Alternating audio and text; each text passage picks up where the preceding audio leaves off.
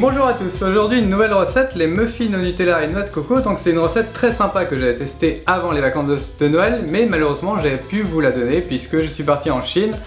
J'avais beaucoup de choses à faire et donc aujourd'hui je vous la propose car c'est une recette gourmande, facile à faire et peut-être certains connaissent la recette. En tous les cas, commençons tout de suite par les ingrédients. Donc pour cette recette, il vous faudra 2 œufs, 120 g de sucre en poudre, 120 g de beurre, 20 cl de lait, 50 g de noix de coco râpée, 270 g de farine ajoutée à la levure chimique, du Nutella, que vous avez tous à la maison, et quelques petites pépites de chocolat que je mettrai sur le dessus. Vous verrez, ça fait un côté très sympa. Alors nous allons mélanger les œufs avec le sucre. Donc assez énergiquement.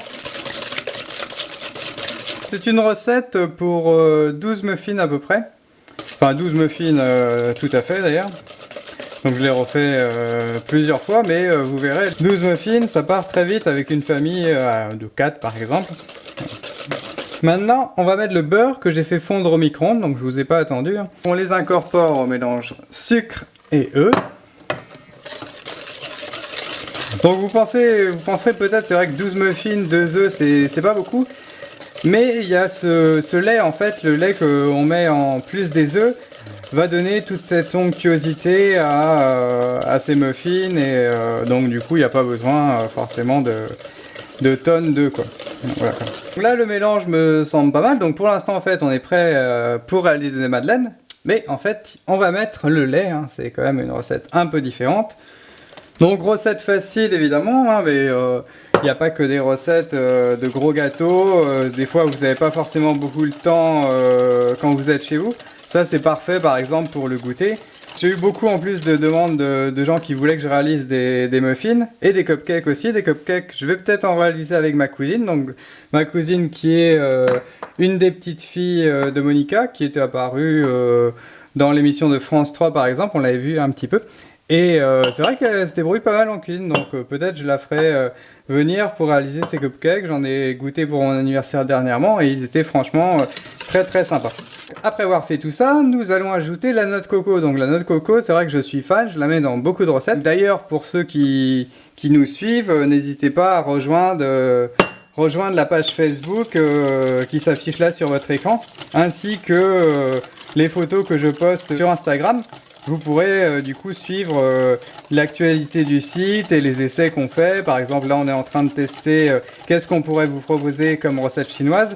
Donc on a testé hier les raviolis chinois, des jiaozi, donc qui étaient très bons. Il y en a plusieurs, il y en a à la viande, hier c'était à la viande.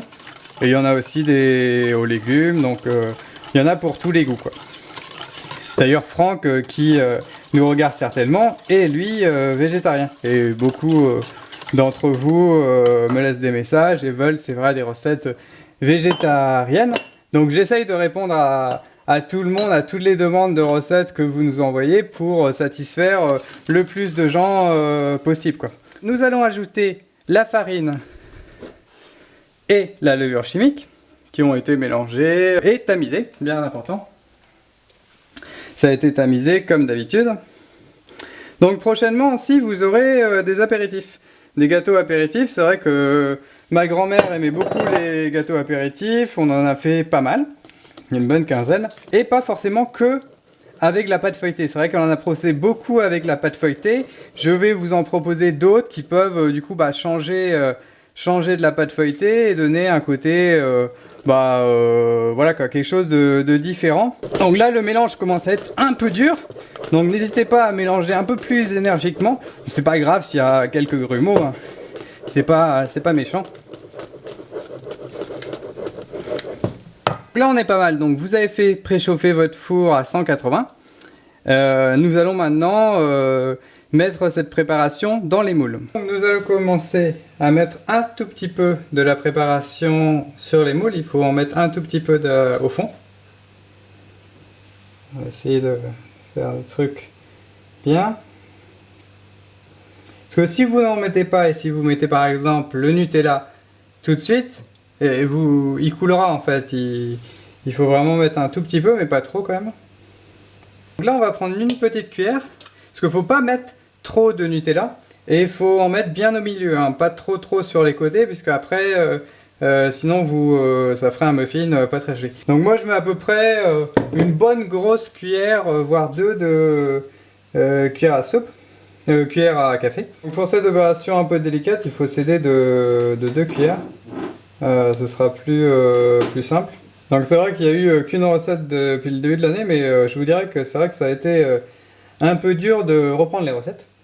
Donc c'est vrai que c'était pas évident, et donc là on va reprendre le rythme. 2 recettes par semaine, jusqu'à que la passion s'arrête. Mais ce qui est bien, c'est qu'une passion ne s'arrête jamais. Les muffins, donc faut pas les remplir totalement au bout. Pourquoi? Puisqu'ils vont gonfler pendant la cuisson. Donc une cuisson assez courte, hein, faut bien les surveiller. Je vous conseille entre 12 à 15 minutes. Après, c'est vrai que ça dépend, hein, après comme chaque fois de votre four. Donc vous faites bien attention, vous regardez, il faut qu'il soit... faut pas qu'il soit trop bronzé, hein. Celui-là, il n'en a pas eu assez, donc on va lui en mettre. Comme je vous ai dit tout à l'heure, et vous êtes évidemment beaucoup à l'avoir remarqué, il ne faut pas oublier les petites pépites de chocolat. Donc c'est des pépites chunks, ça s'appelle. Donc c'est des pépites grosses que vous trouvez facilement dans tous les supermarchés. Il me tarde vraiment de les manger, ça donne vraiment envie. A tout à l'heure. Donc les 15 minutes sont passées, donc on va voir comment ils sont. Bon, regardez. Je pense que c'est plutôt parfait ça. 5 minutes sont passées à peu près, donc vous voyez ça se décolle vraiment très facilement. Vous voyez c'est vraiment très sympa, donc il est bien fondant là, et vraiment ça va être très sympa à manger. Je vais le goûter devant vous. Franchement, faut pas les laisser trop longtemps, sinon ils seront bien un peu dur quoi. Des fois j'avais testé 20 minutes, mais 20 minutes c'est vraiment trop long. Mais puis là avec le lait c'est vraiment nickel. Et c'est vrai que là on aurait pu mettre un peu plus, donc si vous voulez en mettre un peu plus pour les gourmands, pourquoi pas. Mais vous verrez c'est très sympa et tiède, franchement c'est un 10. Donc j'espère que cette recette vous plaira.